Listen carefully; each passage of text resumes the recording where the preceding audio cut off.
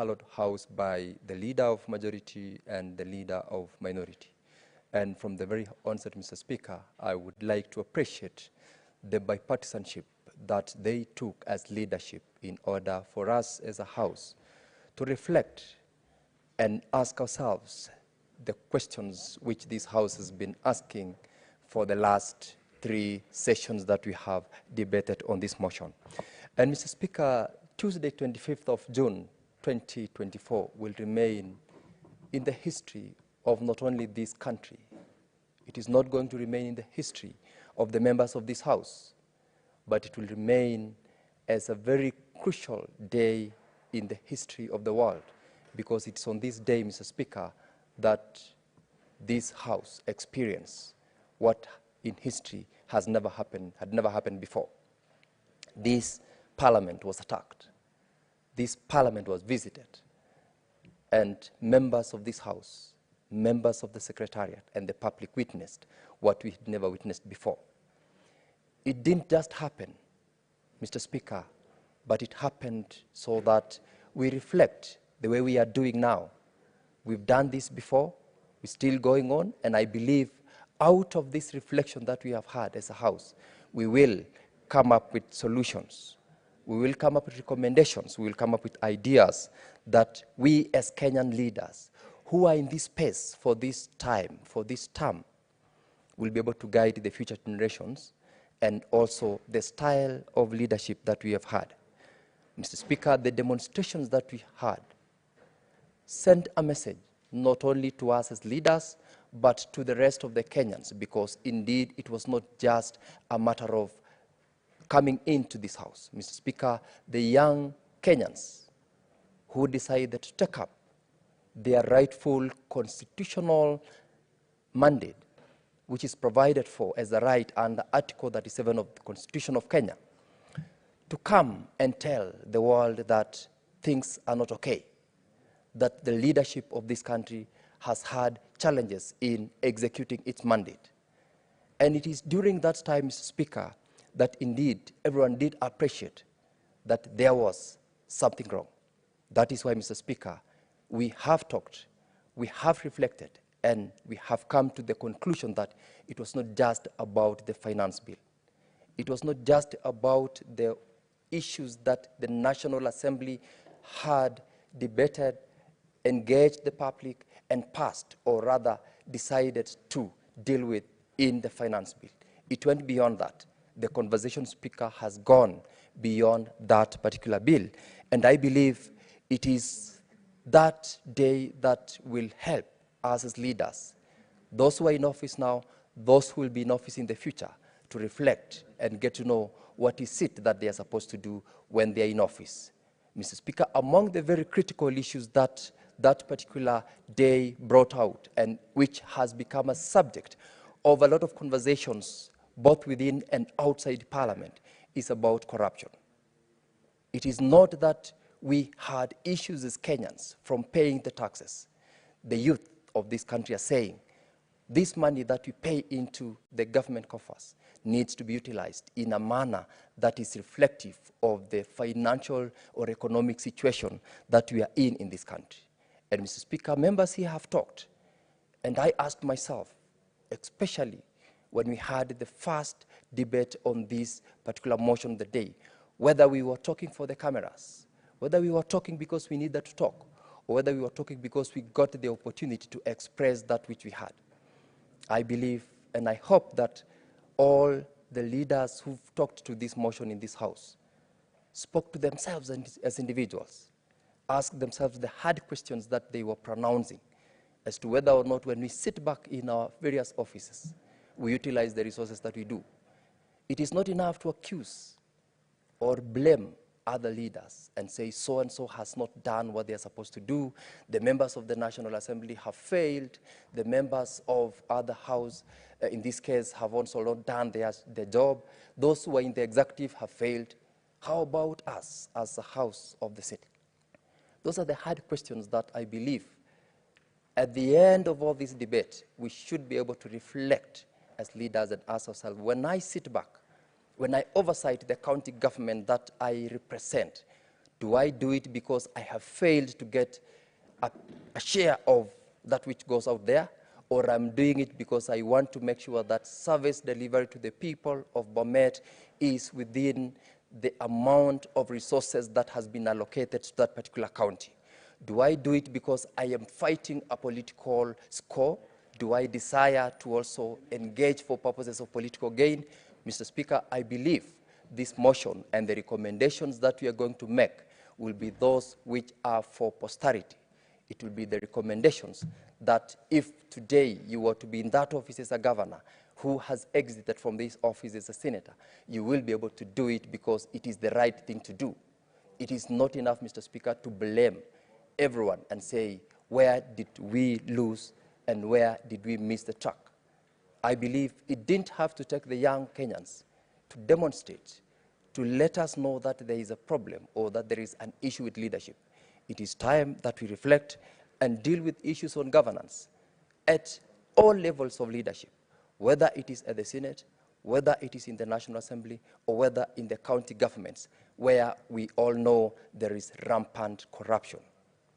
Other government agencies which we have also blamed and have issued statements have got also their position to take in the failures that they have exhibited in their governance.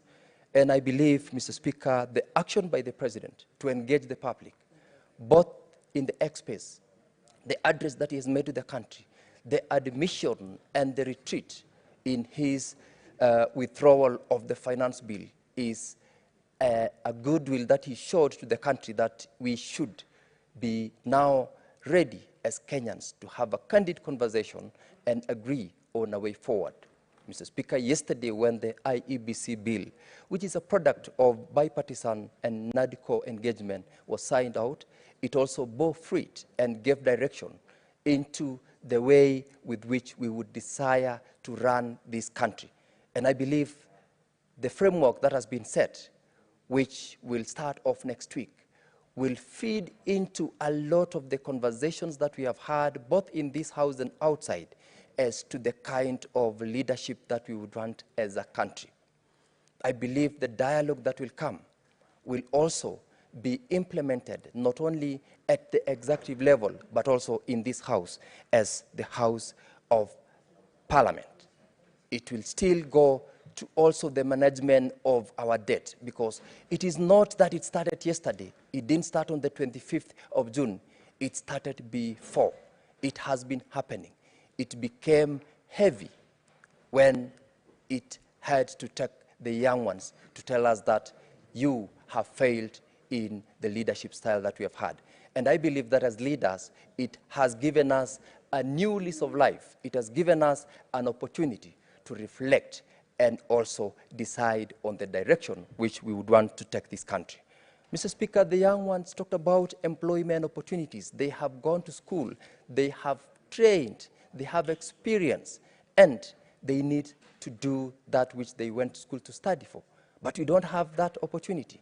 Why? Because we have not been able to advance and enhance, for instance, in our agriculture sector. We have not expanded in the industrial space where we would be in a position to create for them opportunities. Is this something that we can do? Of course, Mr. Speaker, yes.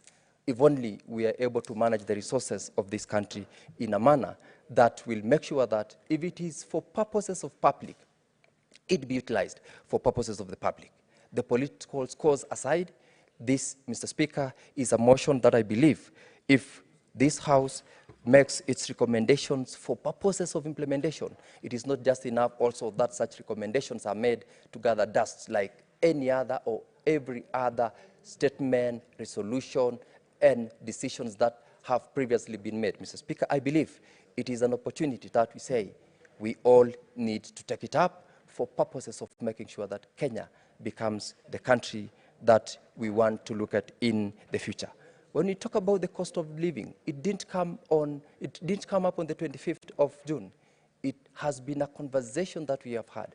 And this is one of the things that the leadership of President William Ruto, when it got into office, when it set up the NADCO committee, It was an issue that you say it is not a product of one day, it is not an event, it is a process that comes out of a long-term engagement. And the engagements that were done, the engagements that is going on, should be one of those things that we say we fast track so that we make sure that we help the people of Kenya. The issue about demonstration is a right. And having lost the number of Kenyans whom we lost, whether they are 2, whether they are 10, whether they are 25, one life is one too many to lose, especially when people are fighting for their rights. And we look up to those who can take their lives for the sake of building the nation. And we, of course, as a house, we have shared with the families that lost their loved ones. We've shared our condolences with the young ones and the friends and also the relatives of those whom we've lost. And I believe out of all this experience that we have had, Kenya should not be a place where we exercise our democratic space, we lose lives. We should be able to have an opportunity to engage. We should be able to have the space to exercise those rights. And we should be able to have the leadership that is in office that will appreciate that this is a right that cannot be taken away from and given the space. The most unfortunate thing, Mr. Speaker, is a situation where we have the leadership. For instance, in this particular case, we have not had the Inspector General of Police speaking, even for a second, even sending messages of condolences. Yet he's the one in charge of an independent unit of security of this country. This is a failure on the part of those leadership. And this is an opportunity that the young Kenyans have given us to make sure that we correct those challenges, we correct those anomalies. For those who are unable to do it, let them give space for other Kenyans who are competent, who are ready, who are willing, and who will deliver this country from where it is to a better position. Mr. Speaker, as we go to the future, I believe this is a moment that the message that came out of Kenyans, that came from the young ones, that we have had as a house to spare a whole 4 sessions to debate on this motion of national importance. It has given us the opportunity to correct and right the wrong, and as a matter of strategy, have a proper strategy going forward so that we don't lose the opportunities as Kenyans, and we become a house that in generations to come, it will be the house that we will be remembered. I do not ascribe to the blame game that we had.